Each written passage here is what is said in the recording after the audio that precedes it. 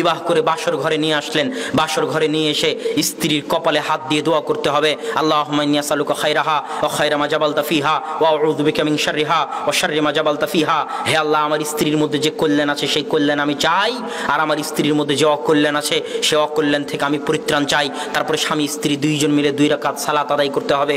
2 রাকাত সালাত আদায় করে আল্লাহর নিকটে এই পরিবারের জন্য রহমত বরকত এবং শান্তির দোয়া আল্লাহর নিকটে চাইতে হবে। কেননা আল্লাহ রহমত বরকত না দিলে রহমত বরকত সম্ভব নয়, কোনো দিনই সম্ভব নয়।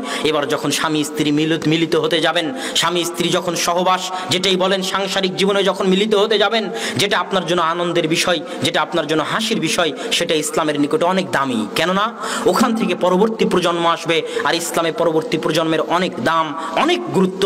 এই জন্য ইসলাম ওখানেও দোয়া শিখিয়ে দিয়েছে, ইসলাম ওখানেও দোয়া শিখিয়ে দিয়েছে, বিসমিল্লাহি আল্লাহুম্মা জান্নিবনা শাইতান ওয়া জান্নিবিশ শাইতানা মা রাযাকতানা। হে আল্লাহ, আজকে আমরা যে সাংসারিক জীবনে লিপ্ত হচ্ছি, এই সাংসারিক জীবন থেকে যদি কোনো সন্তান আসে, তাহলে তুমি সেই সন্তানকে শয়তানের সংস্পর্শ থেকে দূরে রাখিও। কত সুন্দর ইসলামের পরিকল্পনা শুধু একটা সন্তানকে নিয়ে। কেননা ওই সন্তান ইসলামের নিকটে সবচেয়ে দামি, আপনার নিকটে দামি হোক আর না হোক। এই দোয়া পড়ে যখন আপনি আপনার স্ত্রীর সাথে সংসার জীবনে লিপ্ত হবেন, তখন ওটার মাধ্যমে যে সন্তান আসবে, সেই সন্তানের মধ্যে বরকত রহমত থাকবে, ওই সন্তান সুসন্তান হিসেবে গড়ে উঠবে। আর এই নিয়মগুলো যদি আপনি রক্ষা না করেন, তাহলে আদর্শ পরিবার গড়ে তুলতে পারবেন না। সন্তান যখন মায়ের পেটে আসলো, এই 9 মাস 10 দিন অনেক গুরুত্বপূর্ণ। এই 9 মাস 10 দিন মায়ের হায়েজ, মায়ের ঋতু বন্ধ থাকে। কেননা মায়ের রক্ত থেকে সন্তান খাদ্য গ্রহণ করে, যেটা জন্মের পর নাভি কেটে ফেলা হয়, নাড়ি কেটে ফেলা হয়, ওটার মাধ্যমে সন্তান মায়ের রক্ত থেকে খাবার গ্রহণ করে, মায়ের রক্ত থেকে খাদ্য গ্রহণ করে।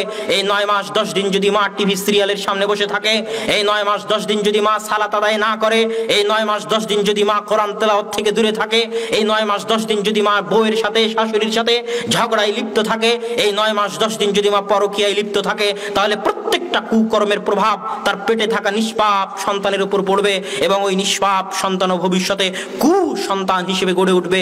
আদর্শ সন্তান হিসেবে গড়ে ওঠার সম্ভাবনা তখন অনেক অনেক কম থাকবে। এই জন্য 9 মাস 10 দিন মাকে সচেতন, সজাগ, আদর্শবান, পরহেজগার, তাকওয়াবান, কোরআন তেলাওয়াতকারিনী, সালাত আদায়কারিনী, সিয়াম পালনকারিনী এবং আল্লাহ ভীরু অবস্থায় কাটাতে হবে।